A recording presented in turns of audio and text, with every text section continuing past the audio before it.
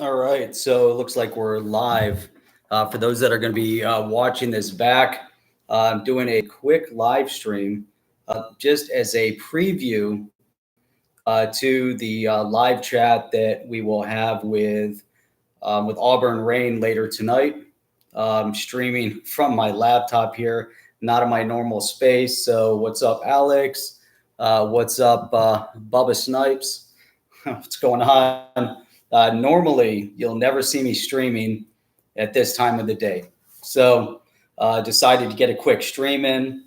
Got a little bit of time before I decided to take off out of here, and thought I would update everybody and make sure we can get as many people logged in tonight to Auburn Rain. There should be a link in the description. Throw up some thumbs up right now. I put a tweet out about the chat tonight, 10 p.m. Eastern Standard Time. I'm going to be on with Auburn Rain, and I'm looking forward to that chat. It's going to be an awesome chat tonight.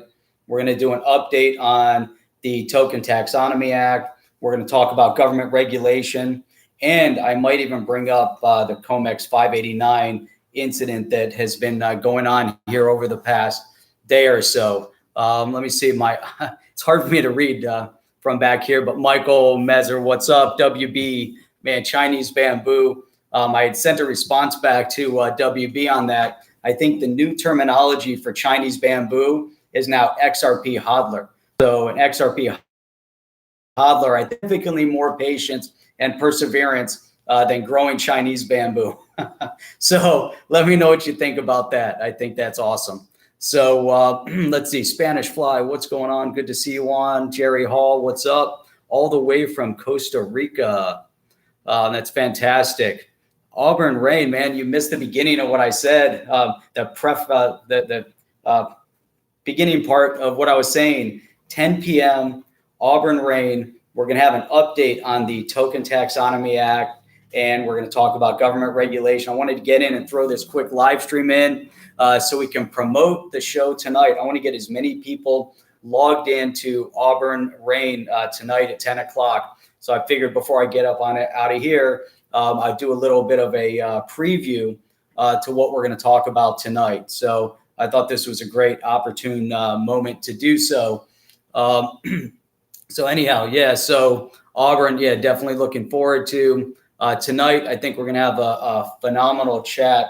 And meanwhile, Dan, what's going on? Dan's going to be on there. I got to believe everyone logged in right now is going to be on tonight at 10 o'clock. Lots of things happening, overall. And I've been really taking some good notes. And man, Auburn, I'm looking forward to it. Hopefully we have a lot of other good topics. The one thing that I want to point out is that starting tonight, we're going to have to take significant action when it comes to the grassroots initiative and the outreach for support of the Token Taxonomy Act. This is really the beginning of the momentum. So as we build a grassroots coalition, so to speak, a grassroots lobbying effort to reach out to every single congressional representative, we're going to talk a little bit more in depth about what that's going to take. What's going on? Spanish Cobra. Thanks for that, man. COMEX 589, initial thoughts. Man, I want to talk about that a little bit tonight on the COMEX 589 because some of the things that came out on it, I don't really, not that I don't buy into it. However, I don't know that it's 100% applicable at this point, but let's save that for later. I definitely want to talk about that later tonight on with Rain, because I pulled up a few reports on it, and I was watching some of the chat that was going on with Crypto Bird Dog, and someone posted something really interesting, and I read through that, and I want to do a comparison of what, the difference between, the potential proposal for how you will reflect the price off of an index versus actual valuation. And so I think that's really important, when we look at the overall with the COMEX. So And then you have to go back and look at what COMEX 589 was really about and whether or not it could even be applied to digital asset at this point. So, and I believe that, so let's say that for later tonight. But what I do want to say is that, again, from a lobbying perspective, and this really goes into the emphasis and the focus specifically on, what is it going to take to bring regulatory clarity to the United States when it comes to digital assets, when it comes to cryptocurrency. And I think that's really, really critical. And in order for that to happen, obviously, you do need a grassroots. I see all the early adopters on here, and I've mentioned this, multiple times, that it really takes the initiative of every single person on here. And really, this is going to be a call to action at this point forward. I believe, we had a great impact before. Now we have to really elevate our potential. We have to elevate our outreach. The outreach campaign can't be about a small group of people. It's not about a few contacts. And really, this is going to be a call to action to all content creators that are in this space. This is going to be a call to action to all contributors to the content creators in this space, whether you're on Twitter, whether you're on YouTube, whether you're a participant in the streams or a participant in the conversations on Twitter. There's quite a few influencers out there, and I've been adding up the potential contact and outreach for each individual person that's part of the overall community and the significance of what that could really mean. So if you look at it just from a subscriber perspective, it's easy to say that there's an outreach to at least 100,000 people. Now, is that 100,000 people all domestic in the United States? Not necessarily. Can that 100,000 people be multiplied, because we don't know the context of each of those individual subscribers, what their reach looks like? Then this could be, significantly higher. But again, as a call to action to all content creators, the fact that there's a potential of touching at least 10,000 people on a daily basis, that really is monumental. So what does that really mean? If you can reach out to 10,000 people on a daily basis, and we bring the message of what regulatory clarity means for the economy, means for the people in the United States, means for the traction of the blockchain space to grow and develop the way it needs to grow and develop. And that is the true message. So again, this is a preview to what we're going to talk about later with Auburn Rain on his show. Want to make sure as many people get over there. But as this call to action spreads, it's something that when we see the outreach and we see an outpouring of contacts, imagine 10,000 messages a day going out to congressional representatives, whether you're in their district or not, doesn't matter. The point is that they represent a community, they represent the United States, and the outreach needs to happen. So if we take that part into consideration, our efforts are going to be monumental. On Auburn Rain Show, I'm going to give you guys an update on some of the things that I've been working on, some of the things that people that I've spoken to that are actively engaged in the Token Taxonomy Act as we speak. And so this is going to be phenomenal. The other part, there's a part two to the implementation of regulatory clarity. And this doesn't matter what country you're in, doesn't matter if you're in the U.S. or elsewhere. Let's focus on the U.S. because that's where I am. That's where many of us are. The state level, we've seen Ohio, Wyoming, and a couple other states pick up the mantle to providing regulatory clarity in this space. It's so impactful when we see the states actually passing specific regulation and some clarity when it comes to digital assets and doing it ahead of the federal government. Obviously, we want the federal government to be there. They're not quite there yet. There's still a lot of work and action and activity that needs to happen up until that point. So let me look at a few of these comments here. And then let's see what we got. Man, Mike Smith all the way in from Bath City, UK. We definitely are going to put some pressure on them. Bubba, that's going to be really important. New York, man, you're not far from New Jersey. You're right in Gottheimer's backyard over there. So obviously we, definitely need to have some good activity up in that area. Let's see here. We're definitely going to change some minds, Rain. So tonight, it's going to be fantastic. So let me see here. I'm just going through the list, going a little bit back up. Let's see here. All right. Anyhow, all right. Anything any of you guys specifically want to bring up right now? Now is the time. I've got about 15 minutes here before I move on. So let's see here. Let me kind of adjust this. I've got the camera built into the laptop, and it's hard to try to read everything at the angle that it's at. So XRP was at gold on gate. What is that? KW? XRP pegged to gold on GateHub. Is that accurate or no? Or to be pegged? Is that on GateHub? Got to check that out. One weird thing is that BitTrue told me they can't validate people from New York and Texas. I'm from Texas and haven't had any issues with exchanges until BitTrue.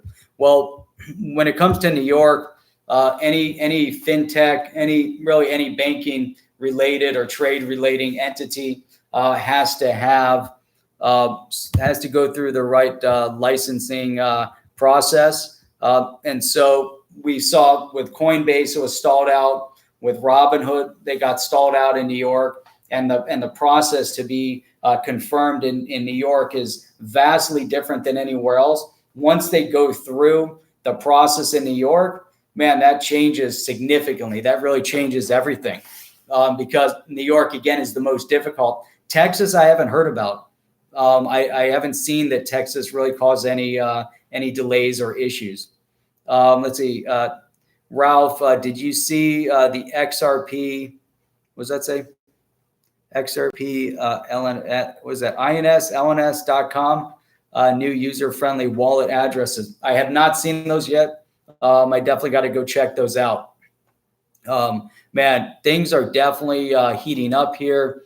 Let's see. I'm in New York. I use BitTrue now. Bubba Snipes is using BitTrue, so that means BitTrue is active in New York. Let's see. COMEX 589 to be implemented June 6th. Where did KW? Where did you hear that? Was there anything I see here? KW again implemented June 6th. But it's where is there any indication of that somewhere in the media, or do you have a link or something on Twitter? Is it coming from a blogger, or is it coming from a news media site? Let me see. WB, did you see the Modern Investor second video on YouTube today? One billionaire is trying to buy 25% of all Bitcoin through a cryptocurrency art dealer in London. I did hear something about someone trying to buy a quarter of all Bitcoin that's out there. That's interesting. And I believe DNI might have mentioned that earlier, and I saw an article on it. I didn't really get a chance to read through the whole thing. Anything's possible. Then that person would have potential control over a quarter of the available Bitcoin. That's kind of crazy. Like Rain is saying, it would be very difficult to try to acquire all of it. But, if you got the money, you can start acquiring until at some point there's going to be a slowdown of availability. So it'd be interesting to see how much they can buy up, if that's possible.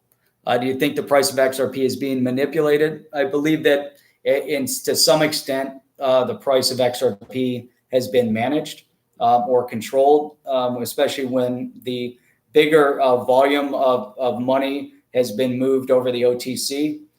So any over-the-counter trades, if they're moving big volume, would really prevent any kind of artificial inflation of price.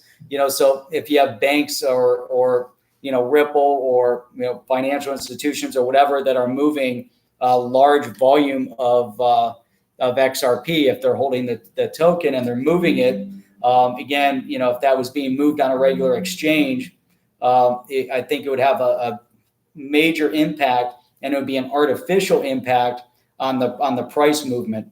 So the fact that they're moving it on the OTC, I believe, is part of the plan, and I think it's something that's needed, especially at this point when I think when everything is in place and everything's ready.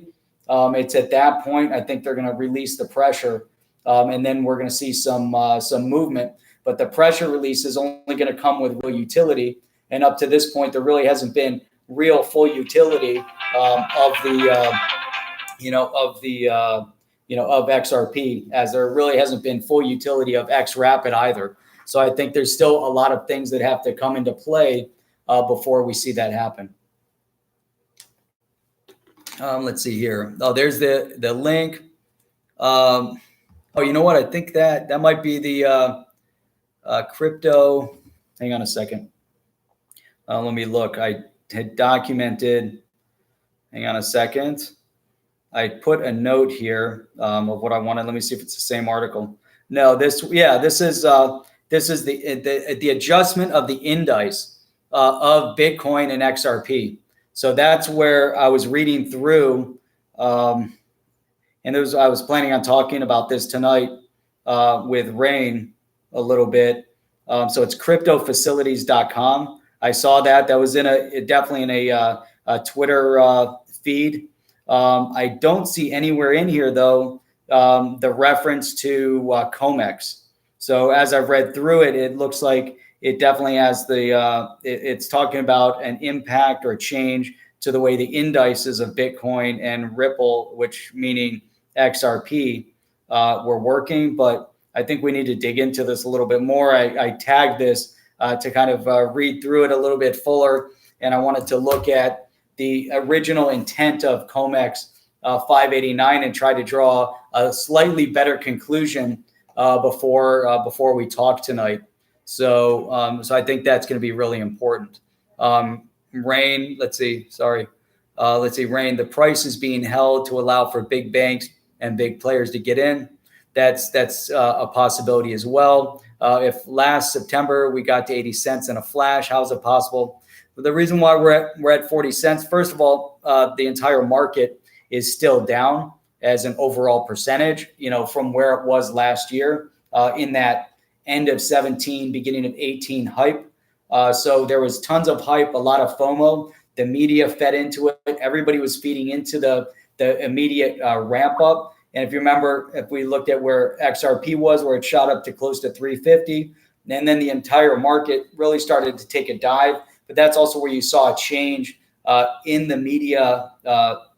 And so, we could almost look at that as a potential for manipulation of the market, where we had a media frenzy, and then you had a buying frenzy and a FOMO frenzy. And it was almost gauged and it looked almost planned out. But I don't know if there was that full anticipation of where was it going to go, but it was also proving that it could go there. So now we have the proof case of where it could go. Obviously, you can never always look backwards to say something did happen, therefore it's going to happen again. But there's a proof that it can happen, therefore it can happen again. Not that it will, but it can. And so there's definitely a lot more now. At that point is more of the proof case that digital asset can really garner the interest of a large pool of people. At this point, we're moving into utility phase, and I believe a lot of individuals in much in very high positions have also made that statement of moving into a utility phase from really this kind of a proof of concept almost phase. So we are really entering a time now that's extremely, extremely interesting. And if you want to add to that, the fact that we have more and more financial institutions that are, and not just financial institutions, but we have more and more entities that are entering into blockchain and putting blockchain into real utility. So from blockchain comes digital asset, but that to me is all telling. So now that we're moving into this utility phase, and we're starting to see from a blockchain perspective, you're starting to see from a logistics, material management, shipping, whatever it might be, but they're all identifying that blockchain is a significant technology that's going to help automate the process, create a more transparent process, have a more repeatable, accurate process, and also drop the cost of all of these processes down considerably. So with that, and then if you take a shift into what it means for the economics,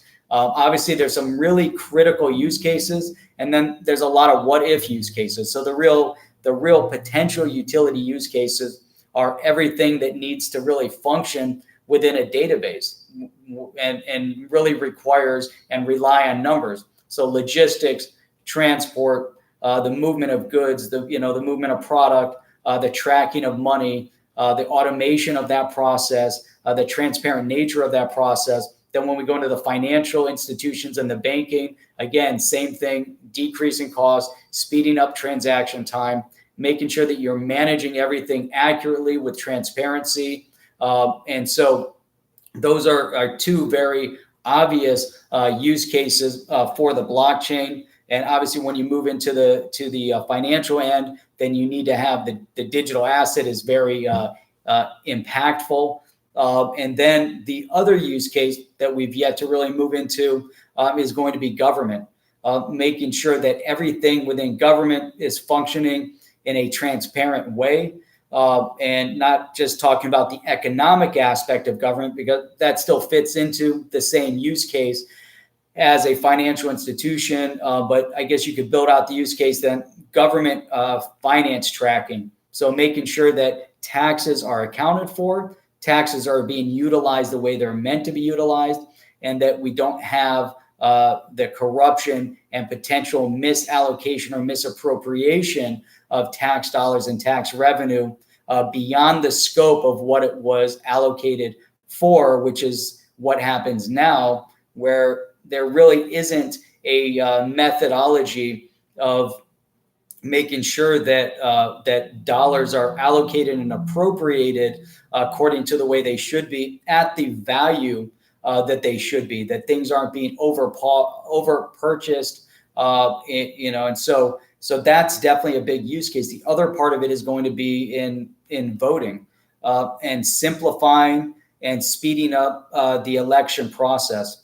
And so I think that that's a use case that might be years from now, but has been in test mode in different areas and has really proven to be successful, and also will exclude any of the shenanigans that take place in the election process. So regardless of what type of election process you have in the United States, and when we're talking about presidential election, it's all about the Electoral College.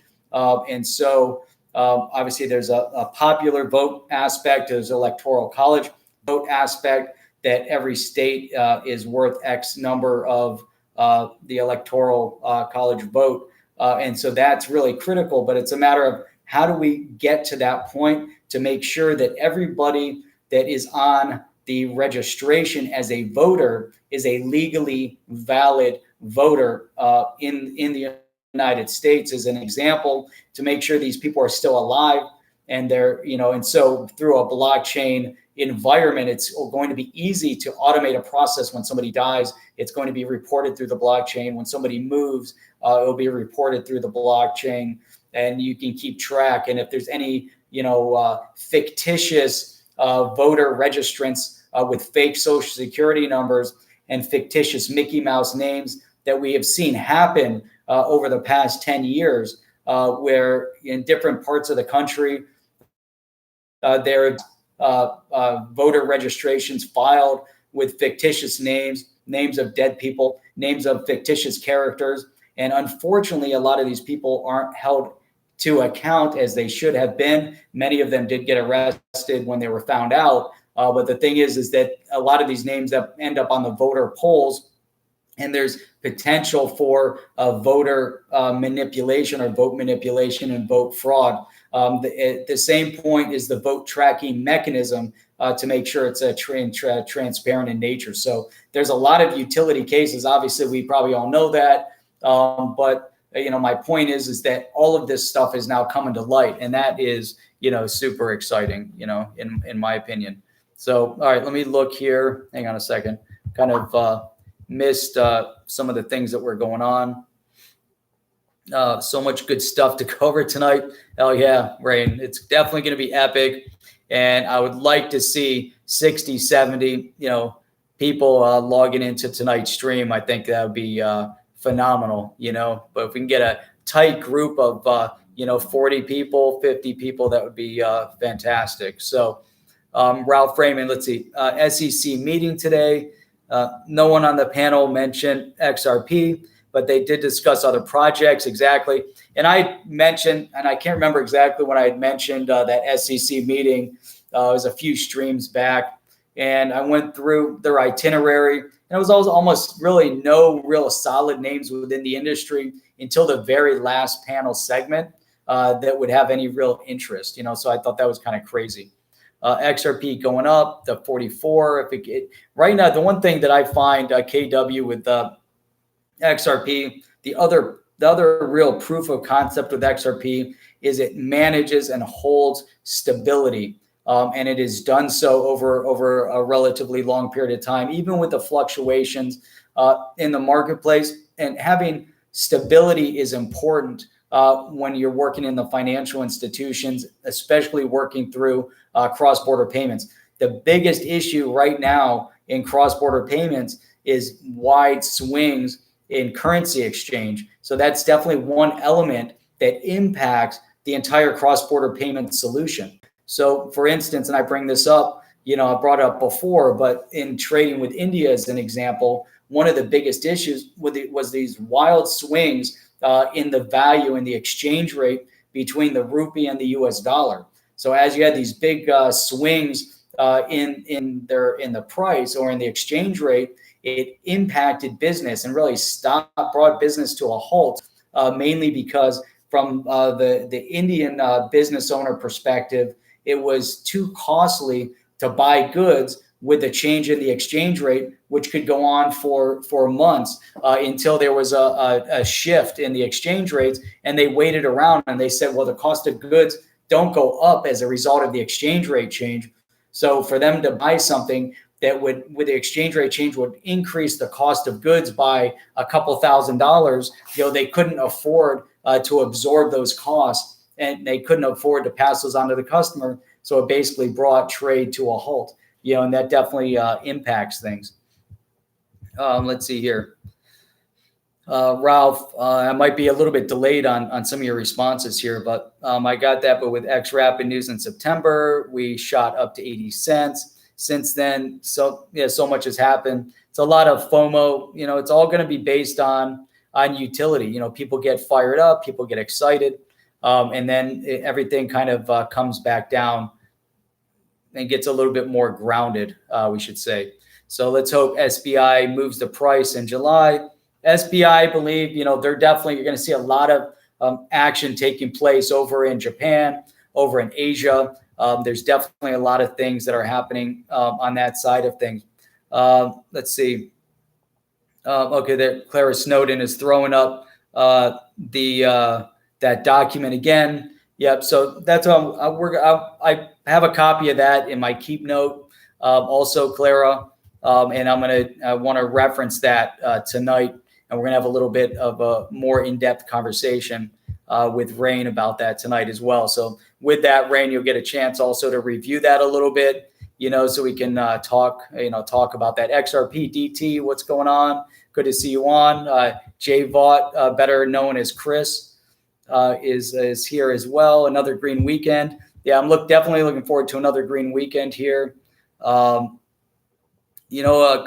yeah, I respect CBD and I want to believe it, but it looks a lot of connecting dots that don't fit. It's always dangerous to go down a path of trying to read into things and connect dots that might not exist. it's always better to act and operate, strictly on specific, fact that's obvious, So, is it, and a lot of this is going to go back to really trying to look at, I'm just kind of going to round off on this. I just realized what time it is.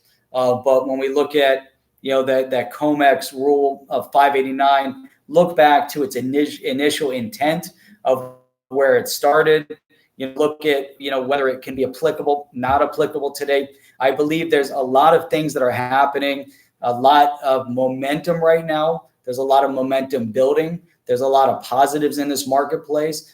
Everybody is seeing those positives. This market is definitely being adapted, and the governments understand it, the financial institutions. Everybody knows that we're moving in this direction into a digital asset world. We're moving into digital currency. We're moving into a blockchain oriented solution or world as well, based on blockchain technology. So there's so much positive that's moving into that direction. It's a matter of patience. And WB, posts that a lot, Chinese bamboo. And it's about patience and perseverance and keep building and growing, because eventually it happens. And this is the move that things are going in. I don't believe that things happen overnight, especially when it comes to the economy. If there's major shifts in the economy, then we're going to see some big upheavals as well. So things happen over time. Things do drop, little hints of it. And there is obviously manipulation within the marketplace. There's manipulation coming from the government sectors. There's manipulation coming from the media sectors with misinformation and incorrect news that's being reported based on their perspective or their desired outcome. When it comes to financial markets, when it comes to stocks, there's a manipulation in terms of how those stocks are reported, how the valuation is reported, based on how they want people to buy, up or down.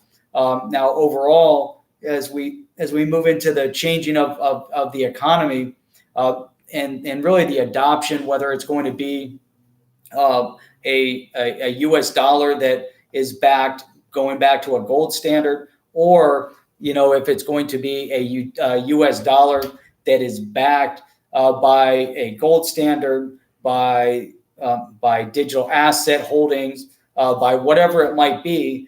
There's so much more that is going on and that will go on, and they think in much longer terms than these overnight shifts. Now, we could see, and we did see exactly as we go back to what we saw at the end of 17, beginning of 18, there was a rapid spike up.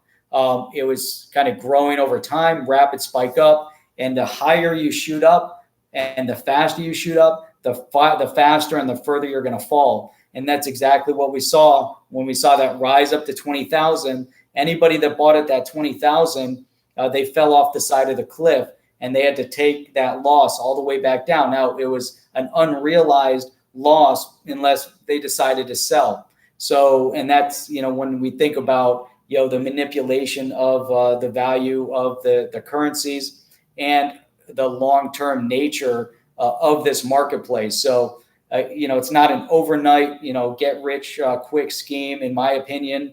It's obviously, already now we're 9 years in the making overall in this space. And so there's a lot of fundamental changes that are taking place overall, economically speaking. So it's a longer term hold, in my opinion. That was a long, I don't know. That was just long. I was just kind of ranting on that. Let's see here. Appreciate anybody that's new to the channel. Make sure you subscribe. Make sure you tweet it out. Make sure you give some thumbs up on your way in, on your way out. And make sure that you guys join us tonight at 10 p.m. on Auburn Rain. I put a link to Rain's channel in the description. I put out a tweet with Rain's channel in the tweet. Maybe Rain can shoot out a few more things as well. Let me see here. Let me just round this off and with a few more comments before we sign off. Let's see. Wild Star, in the reef aquarium hobby, we always say nothing good ever happens fast. The same seems to apply to crypto. I like that. I like that a lot with the aquariums. I remember when I was younger, I used to have saltwater aquariums, and yeah, I definitely remember all the impact and turmoil that I would go through trying to manage and take care of the fish. It was insane. I used to have this great puffer fish, and I had a puffer fish. I had a fox face fish, which had poisonous spines, and then I had a trigger fish and a moray eel. And the moray eel was by far my favorite.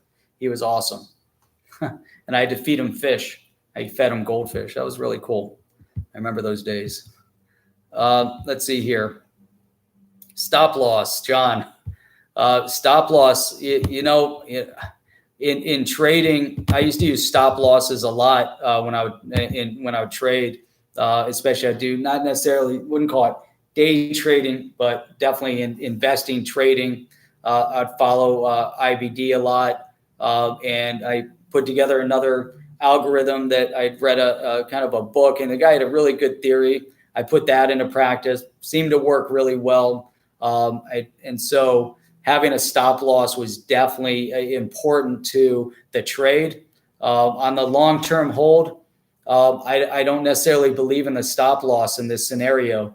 If I'm in a 5-10 year hold where I'm just adding and buying and dollar cost averaging for a long-term hold expectation, then I probably won't put a stop loss in it, right or wrong. You could put a trailing stop loss, but in this, again, for me, my personal opinion on what I'm doing right now, that's what I'm doing. So, I'm in it, for this, looking at a 5 to 10 year, term anyways. Hopefully it happens a lot sooner. That'd be awesome.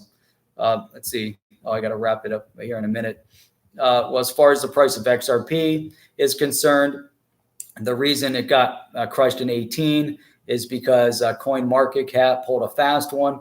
Yep, I do remember that on everyone at about 3 a.m. by delisting the Korean exchange volume. I remember that. That was and there you go. That was an easy manipulation. And by CoinMarketCap, kind of working around the numbers and really discounting and discrediting what was happening in those other exchanges. I think that was wrong.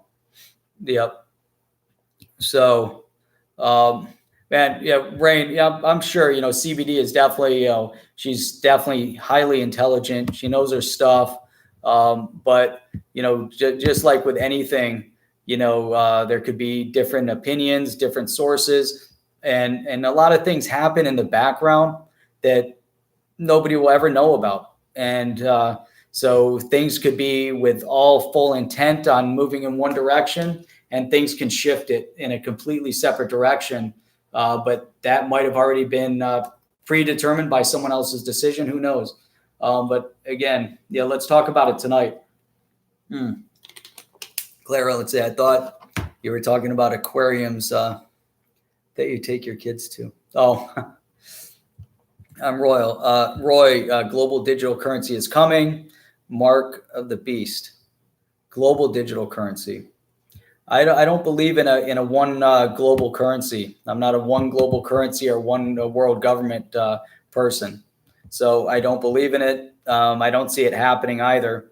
I believe in sovereign, the sovereign right to individual currency. And I believe that's one of the biggest failings of the euro. And what the European Union did was attempting to take away individual sovereignty and individual rights of the countries. And they're reeling from it. I think they definitely suffered as a result. Individual countries like Germany and England, as the power economies in the region, were the ones to suffer. And as a result, direct result, you got Brexit.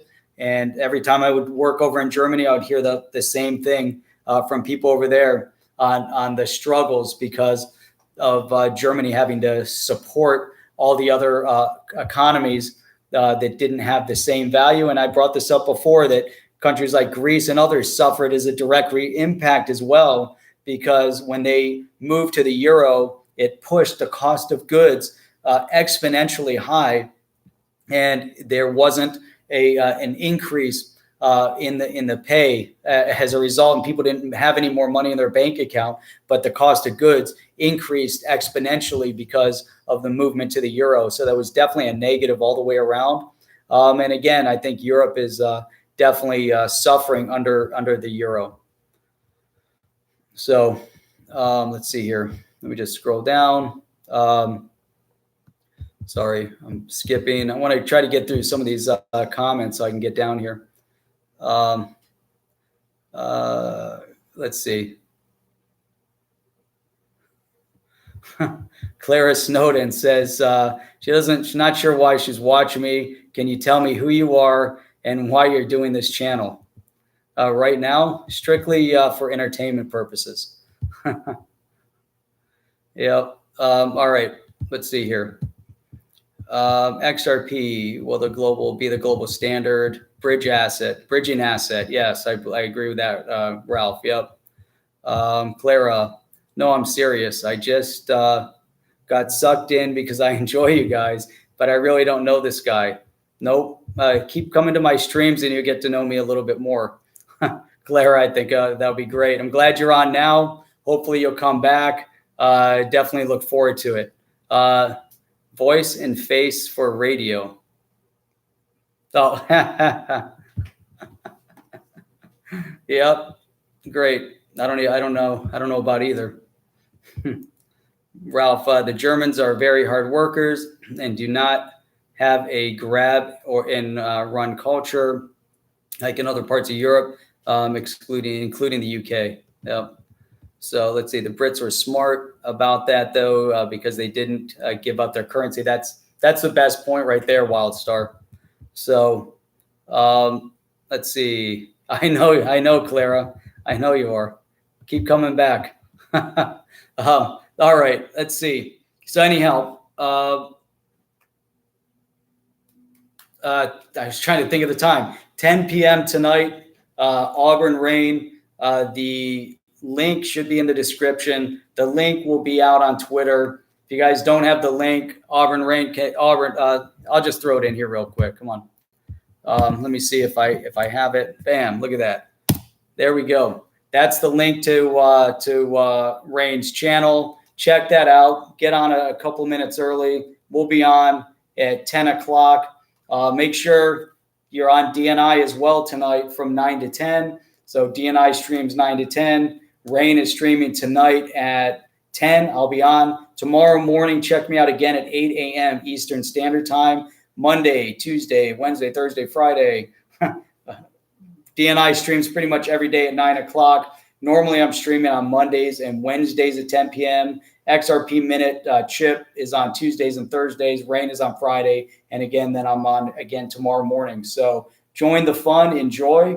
We got some other big news that's going to be rolling out hopefully within the next 2 weeks. And you guys will enjoy that a heck of a lot, I'm sure. So anyhow, it is 5:20 and I'm out of here. So again, appreciate everybody for coming on in the afternoon like this or late evening if you're over in England and elsewhere. I appreciate all of you guys, and I'll see you all at 10 o'clock tonight. All right, now let me figure out how I can end the stream from my laptop. Awesome. Appreciate it. No disrespect, Clara. That's all right. Completely fine.